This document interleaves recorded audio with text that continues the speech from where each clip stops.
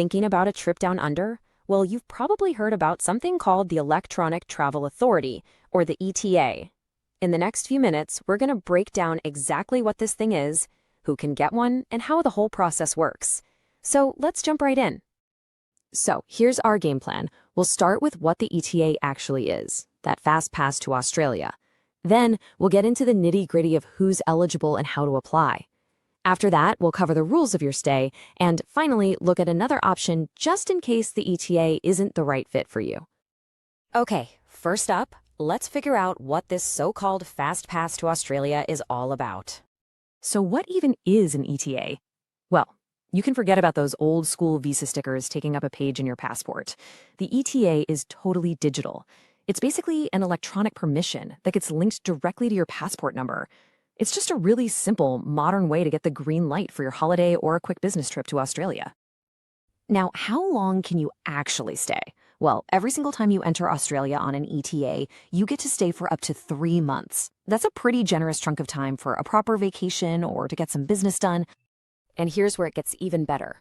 The ETA itself is valid for a full 12 months. And during that year, you can pop in and out of Australia as many times as you want. That 3-month stay limit, it resets every single time you arrive. It's just incredibly handy for anyone who might visit frequently. Okay, what's the damage? This might actually surprise you. There's no visa application fee at all. The only thing you pay is a $20 Australian service charge for using the official app to apply. That's it. Pretty affordable, right? Right, so it sounds pretty good, but who can actually get one? Let's go through the eligibility requirements to see if this is the right path for your travel plans. The requirements for this are super specific, so it pays to listen closely. Let's break it down. There are 3 big rules here, and they're non-negotiable. First, and this is crucial, you have to be physically outside of Australia when you apply. Second, you need to have a passport from one of the eligible countries, and you'll definitely want to check that official list online. And finally, the only way to apply is through the official Australian ETA app, not through any other websites or agents, just the app. Okay, so you've checked and you're eligible. Fantastic. Now let's walk through the simple steps to actually apply for your ETA. You'll be happy to know the application process is about as simple as it gets. First step, just make sure you're not in Australia. Next, have your passport handy because the app is actually going to scan it. Then all you do is download that official Australian ETA app and just follow the instructions on the screen. It's really designed to be user-friendly. Now, here's probably the best part about the ETA, how fast it is. Most applicants get their results almost instantly. But a word of caution, if you have any typos in your application, or if the system flags something that needs a person to look at it, it can cause delays. And this right here is probably the most important piece of advice in this entire explainer.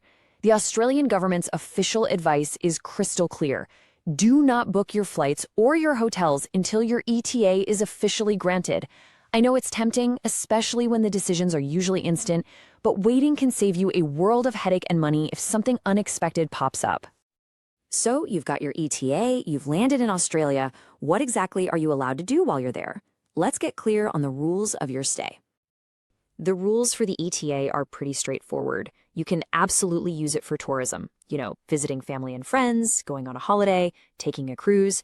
You can also use it for certain business visitor activities, like going to a conference or a business meeting. But here's the big one. You cannot work for an Australian company or enroll in a long course of study. This visa is strictly for short-term visits. But what happens if the ETA just isn't the right fit for you? Maybe your passport isn't from an eligible country, or maybe you're dreaming of a trip that's longer than 3 months. What then? Well, don't worry. If the ETA isn't the right visa for you, there's another very common option. It's called the visitor visa, or Subclass 600. It offers a lot more flexibility for different kinds of travel plans. Let's just put them side by side. The biggest difference you'll notice is the length of stay. The ETA is capped at 3 months per visit, while the visitor visa can allow you to stay for up to a whole year. Of course, there's a big cost difference too, with the visitor visa starting at a much higher price. But one thing they have in common is that for both, you need to apply from outside Australia. So there you have it, a quick guide to Australia's Electronic Travel Authority.